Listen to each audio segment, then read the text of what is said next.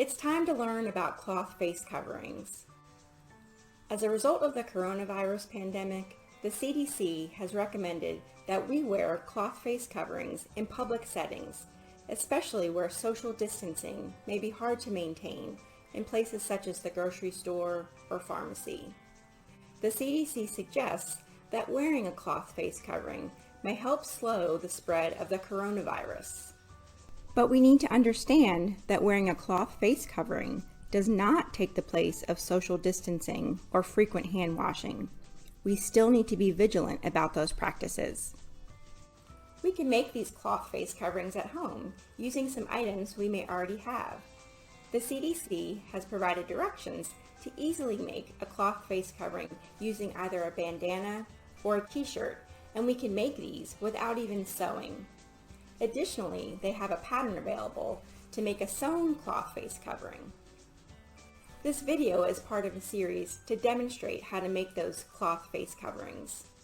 Please note that these cloth face coverings are not surgical masks or N95 respirators.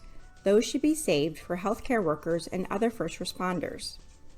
Regardless of which style of cloth face covering you choose to make or wear, the CDC wants to make sure that it fits snugly but comfortably across the sides of your face. It fastens with either ties or loops behind your ears. It includes multiple layers of fabric but does not restrict your breathing. And it can be machine washed and dried without being damaged or changing its shape. Your cloth face covering should be routinely washed depending on how often you wear it. The CDC indicates that regular machine washing and drying should be fine. And remember, always wash your hands before you put on your face covering and after you remove your face covering. Let's learn how to make a cloth face covering just by cutting a t-shirt. You can also look for our other videos to see how to make a cloth face covering by folding a bandana or sewing fabric. This is how we make a cloth face covering with a t-shirt using the quick cut no sew method according to the instructions posted by the CDC. The materials that we need are a clean t-shirt and a pair of scissors. To make my demonstration a little bit easier, I'm also going to use a tape measure and a marking pen.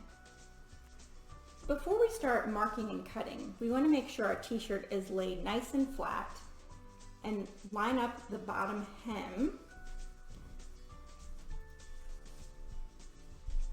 The CDC recommends that we use the lower 7 or 8 inches of the t-shirt for the cloth face covering. This 7 or 8 inches will cover the area that extends from the bridge of your nose to right below your chin. I'll mark 8 inches on both sides of my t-shirt. The instructions recommend that we come up 7 to 8 inches. I'm choosing 8 inches because in this case, I can always cut it smaller if I need to. And then I'm going to make sure I've got both the front and the back of my t-shirt in my hand, and I'm just going to cut across from my mark on this end to that end. Just go as straight as I can, because remember, this is the quick cut method. Okay. So now I have the lower portion of my t-shirt, and again, this is 8 inches. The next step will be cutting the straps. The CD recommends that we come in 6 to 7 inches. So again, I'm going to come in 7 inches and just put a little dot there so I know how far I need to come in. And these straps will be used to tie our cloth face covering around the back of our neck and over the top of our head.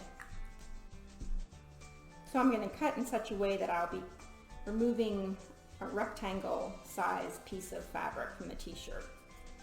The width of our straps, I would recommend making them 1.5 to 2 inches wide, simply because the way this knit fabric will perform, we want a wider strap, and we can always cut it to make it more narrow. These straps will end up being stretched as we tie them around the top of our head and behind our neck. So that's why we don't want to cut them too narrow. I'll remove the cut portion of the t-shirt, and the next step will be to cut the straps. Down here at this end of the t-shirt, we'll cut across to form our straps. And now what we have left is the bottom of the t-shirt to make the face covering. We've got our strings. This will be tied around the back of our neck. This one will go over the top of our head. This will cover from our nose to the bottom of our chin, and then we have side-to-side coverage here. So let's see how it fits. The CDC recommends that we start by tying the lower strings around the back of our neck.